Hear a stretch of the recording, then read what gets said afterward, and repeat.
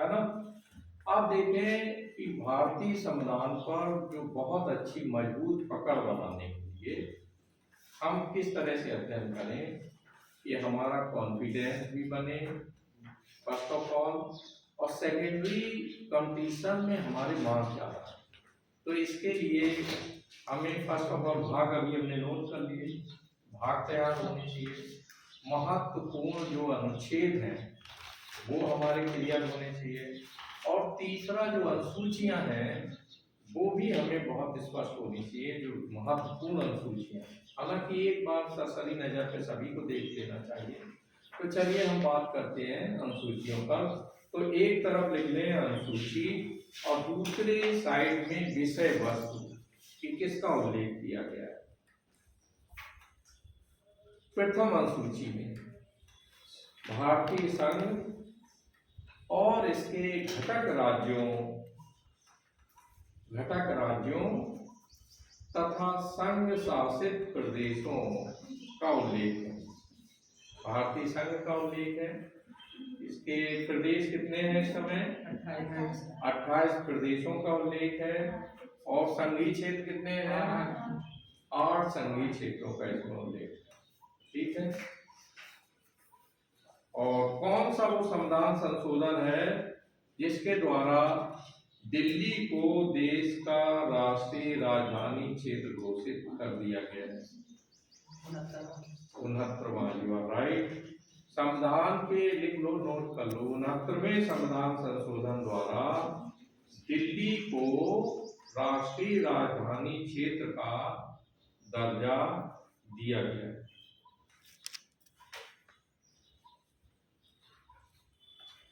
अच्छा देखिए कि ज्यादातर प्रदेशों में पुलिस की सूची का विषय रहती है, राज्य सूची, और मुख्यमंत्री, राज्य मंत्रिमंडल, राज्य कार्यपालिका उस पर नियंत्रण करते हैं। लेकिन दिल्ली का क्या हाल है? दिल्ली में क्या मुख्यमंत्री के अधीन वहां की पुलिस है? नहीं है। किसके अधीन है फिर? गृह मंत्रालय के अधीन। तो गृह मंत्रालय के अधीन क्यों रखी गई है? इसका जवाब है यही 69वां संविधान संशोधन, क्योंकि उसे राष्ट्रीय राजधानी क्षेत्र घोषित कर दिया गया है।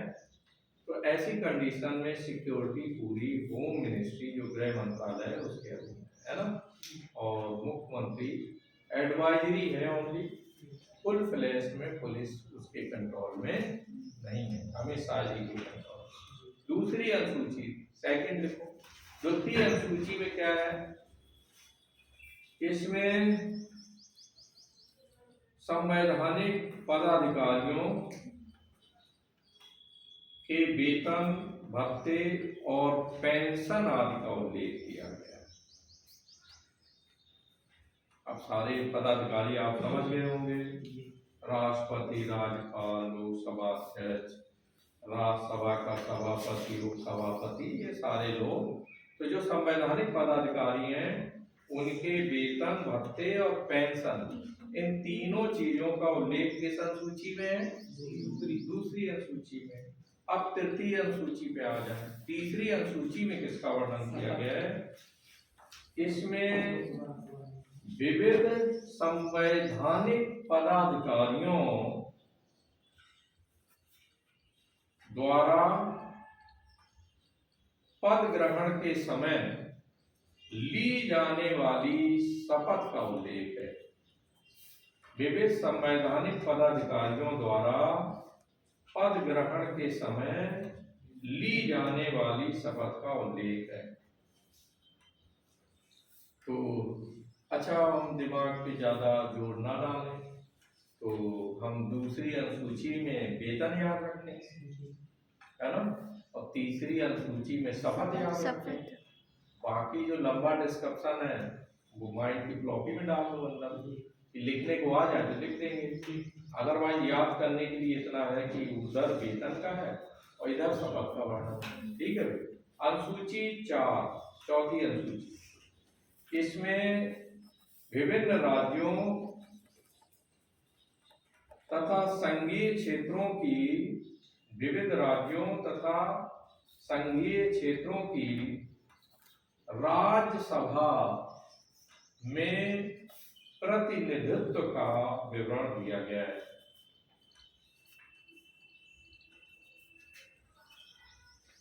ठीक है, तो सरल ढंग से कैसे याद रखें कि इसमें राज्यसभा की सीटों का वर्णन है ना।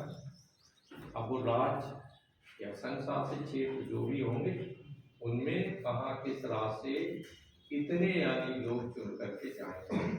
आपको बता दें कि अमेरिका में संघात्मक शासन प्रणाली है और हमारे देश में भी संघात्मक शासन प्रणाली है, लेकिन हमारी संघात्मक शासन प्रणाली की एक आधार पर आलोचना की जाती है कि हमारे यहाँ प्रत्येक राज्य को उच्च सदन में बराबरी का दर्जा नहीं दिया गया। इसमें आधार जनसंख्या को बनाया गया कि जिसकी जितनी ज्यादा जनसंख्या उससे उतने ज्यादा राज्यसभा में सदस्य भेजे जाएंगे। अमेरिका में ऐसा नहीं है। अमेरिका में 50 राज्य हैं और हर राज्य से 2 सदस्य चुन करके जो है वो वहाँ की सीनेट में पहुँचते हैं। हमारे यहाँ क्या है कि हमारे यहाँ पता लगा जो बहुत ही छोटे राज्य हैं, मेघालय हुआ, अरुणाचल प्रदेश हुआ, यहाँ से एक सदस्य जो है वो पहुँचता है राज्यसभा में। और वहीं उत्तर प्रदेश से कितने महाशय बैठे होते हैं। अब एक बोलेगा तो कहेंगे नक्कार खाने में तूती की आवाज। क्यों भाई? जिसका पढ़ना भारी होगा वो अपनी मांगे, अपनी लेक्चर देने में भी सक्षम है, अपनी बात मनवाने में सक्षम है। तो ऐसी कंडीशन में यहाँ एक तरह का दोहरापन अपनाया गया। होना ये चाहिए कि राज्य चाहे छोटा हो या बड़ा हो, उच्च सदन में सबको बराबरी से रिप्रेजेंटेशन देना चाहिए, है ना। 2 2 3 3 जो भी तय करते हैं। आगे बढ़े। नेक्स्ट है चौथी अनुसूची हो गई, तो ये हमें याद रहेगी। 5वीं अनुसूची, इसमें अनुसूचित क्षेत्रों और अनुसूचित जनजाति, इसमें अनुसूचित क्षेत्रों और अनुसूचित जनजाति के प्रशासन और नियंत्रण के बारे में उल्लेख है। अनुसूचित क्षेत्रों जो शेड्यूल्ड एरियाज हैं और अनुसूचित जनजाति, इन पर कैसे प्रशासन के लिए क्या उपबंध अपनाए जाएंगे और इन्हें कैसे कंट्रोल किया जाएगा। अनुसूचित जनजातियां कहाँ रहती हैं ज्यादा? एमपी, सब जगह है ना, एवरीवेयर। एक लेक्चर इसी पे हो जाएगा, है ना, कि आदिवासी कौन कहाँ रह रहे हैं, इस पर क्वेश्चन आ रहा है। और कौन से आदिवासी सबसे ज्यादा है देश में? कोल ज्यादा है या भील ज्यादा है, कौन है ना। तो ये सारा हम लोगों को एक लेक्चर इस पे आगे कराते हैं, है ना। तो ये 5वीं अनुसूची याद रहेगी। इसमें क्या याद रखो? अनुसूचित जनजाति कि एससी और एसटी के लिए प्रशासन और उनके नियंत्रण, इसके लिए उपबंधों का उल्लेख है 5वीं अनुसूची। 6ठी अनुसूची देखें। अब हम इसमें टिक लगवा देंगे आपको कि कौन सी महत्वपूर्ण, ठीक है, लिख सब लोग। 6ठी अनुसूची, इसमें असम, मेघालय, त्रिपुरा और मिजोरम, इसमें असम, मेघालय, त्रिपुरा और मिजोरम राज्यों के जनजाति क्षेत्रों के प्रशासन के बारे में प्रावधान है। असम, मेघालय, त्रिपुरा और मिजोरम राज्यों के जनजाति क्षेत्र, जो जनजातियां जहां जहां रह रही हैं उन क्षेत्रों के प्रशासन के बारे में प्रावधान किया गया है। अब जो अनुसूची है वो बहुत बहुत महत्वपूर्ण है, जो कि 7वीं अनुसूची है। ये बार बार ये अनुसूची पूछी जाती है, रिकॉर्डेड पूछी गई है ये, और उसकी वजह है इसका महत्व। केंद्र राज्य संबंधों का निर्धारण बहुत कुछ 7वीं अनुसूची से, जो विधायी संबंध है केंद्र और राज्य के बीच, उनका डिस्कशन इसी आधार पर किया गया है, इसलिए 7वीं अनुसूची महत्वपूर्ण है। ठीक है। और जब आप प्रशासक बन जाएंगे तो आपको पता होना चाहिए कि कौन सा विषय किसके अधीन आता है। पता लगा कोई केंद्र सरकार का क्रिमिनल है और उसको प्रदेश सरकार की पुलिस ने अरेस्ट कर लिया। अब वहाँ से इंटेलिजेंस ब्यूरो आ गया, ये तो हमारा है, अब पुलिस झगड़ रही है उस पर। तो याद रखें, हमें ये पता होना चाहिए कि कौन एरिया, कौन सा क्षेत्र किसके अधीन आता है। जैसे रेलवे किसके अधीन आता है, केंद्र के अधीन आता है, तो केंद्र सरकार के कानून वहाँ मान होंगे। अब योगी जी कहें नहीं नहीं, रेल तो हमारे प्रदेश में चल रही है तो हम तो अपना रूल चलाएंगे। तो इसलिए संविधान में अलग अलग विषय बांट दिए गए कि झगड़ा फसाद ना खड़ा हो। तो 7वीं अनुसूची में लिख लो, इसमें केंद्र एवं राज्यों के बीच शक्तियों के बंटवारे का वर्णन किया गया। इसमें केंद्र एवं राज्यों के बीच शक्तियों के बंटवारे का वर्णन किया गया है। बंटवारे का वर्णन 3 सूचियों के माध्यम से किया गया है। 3 सूचियों के माध्यम से किया गया है। इन पर भी बार बार प्रश्न आ रहे हैं। तीनों जो अनुसूचियां हैं बहुत महत्वपूर्ण है, इन पे अगर आपने कमांड कर ली तो 1-2 क्वेश्चन आपसे कहेंगे। संघ सूची नोट करो। इस सूची में दिए गए विषयों पर केंद्र सरकार कानून बनाती है, ये नोट कर लो। संघ सूची हेडिंग डाली। पहली सूची कौन सी है? संघ सूची। इस सूची में दिए गए विषयों पर केंद्र सरकार कानून बनाती है।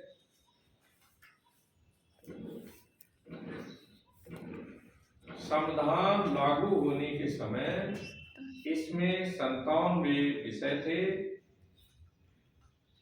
97 सब्जेक्ट्स। प्राय आप इन्हीं को याद रखोगे, 97 विषयों को, क्योंकि आए दिन परिवर्तन होता रहता है तो पेपर में नहीं दिया जाएगा कि इस समय कितने, कभी 104 हो जाते हैं उसमें जाकर, कभी 99 हो जाते हैं, कभी 101 हो जाते हैं। तो आप इस चक्कर में ना पढ़ के 97 याद, ठीक है। 97 विषय है और केंद्रीय महत्व के, ऐसे में केंद्रीय महत्व के हैं, स्थानीय महत्व के नहीं है। जैसे रेलवे, इनकम टैक्स, सेना, है ना, इस तरह के विषय जिन पर केंद्र सरकार कानून बनाती है ना। बहुत सारे विषय हैं, शायद सभी से पूछा जाए, एक विषय तो सब बताइए, है ना। हाँ, तो अच्छा, डाक का किसमें डाक आती है? केंद्र सरकार, डाक भी उसी का है ना। अच्छा, और बताओ एक आध और विषय। क्यों भाई? हाँ, मीडिया पर भी जो कानून के सरकार बना है, सीबीआई, ईडी वगैरह सभी बहुत है, 97 सब्जेक्ट है। चलो, फिलहाल तो केंद्रीय महत्व के हैं और केंद्र सरकार के नियंत्रण है। आगे बढ़ो, लास्ट सूची। इस सूची लिखो, यह सूची क्षेत्रीय महत्व की है। यह सूची क्षेत्रीय महत्व की है और इन पर कानून राज्य सरकार बनाती है। यह सूची क्षेत्रीय महत्व की है और इस पर कानून राज्य सरकारें बनाती हैं।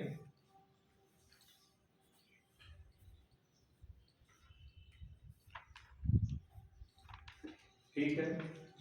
और जैसे इसमें कितने विषय? 66 विषय थे मूल संविधान में, 66 थे, बदलते रहते हैं, कभी 62 हो जाते हैं, लेकिन हम 66 याद रखेंगे। ओके, 66 सब्जेक्ट्स हैं और ये कैसे हैं? क्षेत्रीय महत्व के हैं। जैसे पुलिस जो है राज्य सूची का विषय, आप सोच सकते हैं पुलिस राज्य सरकार पे जिस पार्टी का नियंत्रण होता है उसके अनुसार क्यों चलती है ना। आप समझ रहे हो क्यों? क्योंकि सीधे सीधे वो प्रदेश सरकार के नियंत्रण में, तुरंत ट्रांसफर हो जाएगा अगर नहीं मानेंगे। इसीलिए बड़े से बड़ा गली मोहल्ले का नेता जो खासकर सत्ता पक्ष का हो वो दबाव बनाता रहता है ना। आगे बढ़े तो वैसे आपका क्या राय है कि पुलिस स्वायत्त तो होनी चाहिए या इसी तरह सरकारों के अधीन बनी रहे? क्यों भाई, बताइए। हैं? हैं? हाँ, ऑटोनॉमस होना चाहिए पुलिस, क्योंकि पता लगा कि अपराधी पकड़ा गया और उसके संबंध थे उधर, तो बस विधायक जी और सांसद जी का फोन गया, छोड़ दो उसे। कहा नहीं सर, पूरे सबूत है, कागज हटाओ, क्या रहना है नहीं रहना है ना, भाषा में रिवाज में छोड़ दो। तो इससे क्या होता है, जो कानून रूल ऑफ लॉ है वो प्रभावित होता है। तो ऐसी कंडीशन में पुलिस को स्वायत्तता दी जानी चाहिए। ये आपकी राय है। आगे बढ़े, क्लियर हो गया। नेक्स्ट है 7वीं अनुसूची में समवर्ती सूची। इस सूची में दिए गए विषयों पर केंद्र एवं राज्य सरकारें दोनों कानून बना सकती हैं। इस सूची पर दिए गए विषयों पर केंद्र सरकार एवं राज्य सरकार दोनों कानून बना सकती हैं। विवाद की स्थिति में केंद्र सरकार का कानून मान्य होगा। विवाद की स्थिति में केंद्र सरकार का कानून मान्य होगा। इसमें 47 विषय हैं, ये भी चेंजेबल है।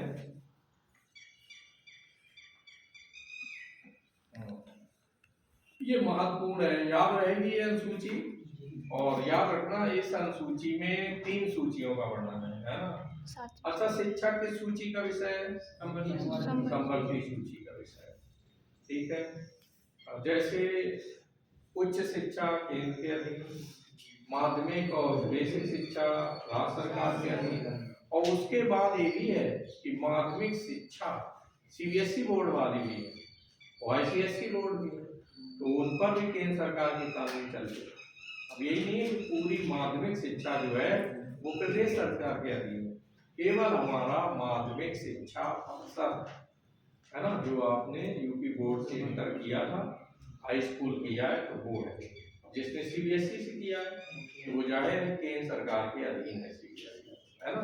तो इस तरह शिक्षा का विभाजन है, इसलिए समवर्ती सूची में से डाल दिया गया।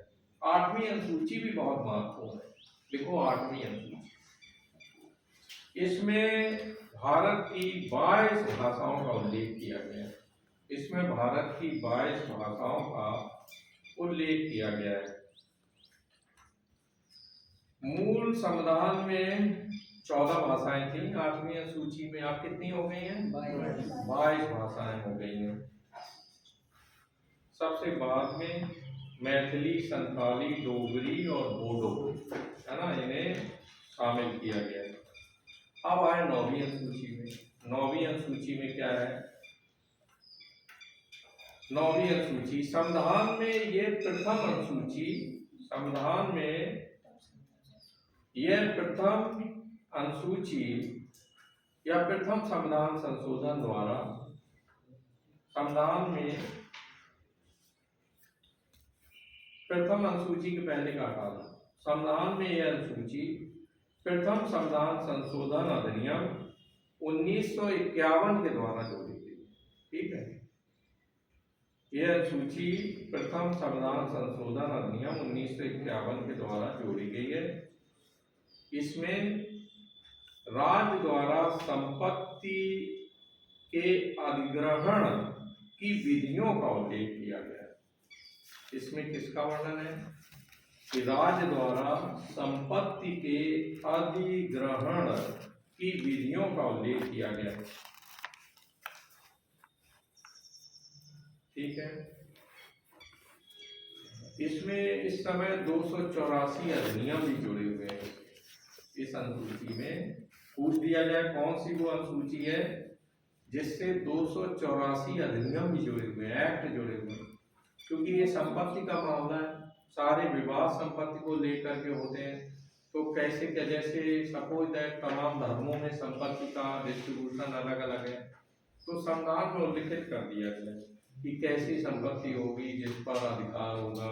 इस समय जैसे संपत्ति में अब हिंदू कोड बिल के अकॉर्डिंग संशोधन हो गया, अब बेटियां जो है बेटों के समान संपत्ति की आधी भागीदार है ना, हाँ, ये अभी लेटेस्ट संशोधन हो गया। तो पहले क्या था,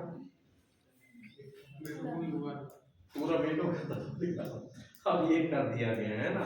और निराश्रित माता पिता के बारे में भी प्रावधान कुछ जोड़े गए हैं, क्योंकि जहाँ ज्यादा बुजुर्ग हो जाते हैं माँ बाप, तो बेटे वगैरह अनाथालयों में छोड़ आते हैं, तो वो सारे प्रोविजन भी जोड़े हैं। और बेटियों को स्ट्रॉन्ग बनाया गया है महिला सशक्तिकरण के तहत। वो बात अलग है, महिलाएं बांटती नहीं है, आधी संपत्ति लड़कियां नहीं मांग रही है, लेकिन अवसर आ गया तो सचेत रहें, मांग सकती है। इसलिए तुम लोगों को ये अलर्ट रहना है कि बहन की शादी से लेकर के और पूरे जीवन पर्यंत उसकी देखभाल सही तरह करनी है, नहीं उसकी भ्रकुटी अगर चढ़ गई तो आधा बंटवा देगी। ये बताएं हैं? शादी के बाद आ जाती है, ट्रांसफर हो जाती है ना? कैसा? शादी के बाद ट्रांसफर हो जाती है, ट्रांसफर हो जाती है जमीन है जो ऐसा प्रोविजन है ना? ना, ऐसा कुछ नहीं है, वो मांग करेगी, कोर्ट में जाएगी तब, यानी वो ले सकती है। अगर उसने सवाल छोड़ दिया कि भैया लोग करें तो वो तो करिए आप लोग, बस आपने ध्यान रखिए मैंने जो बताया है ना। हाँ। हमारे यहाँ एक प्रोफेसर थे, बहुत होशियार थे, उनके एक बेटा 5 बेटियां थी, उन्होंने सारी संपत्ति बेच डाली। जैसे ये कानून आया भनक लगी उनको, यानी ये देखो हम इसको ये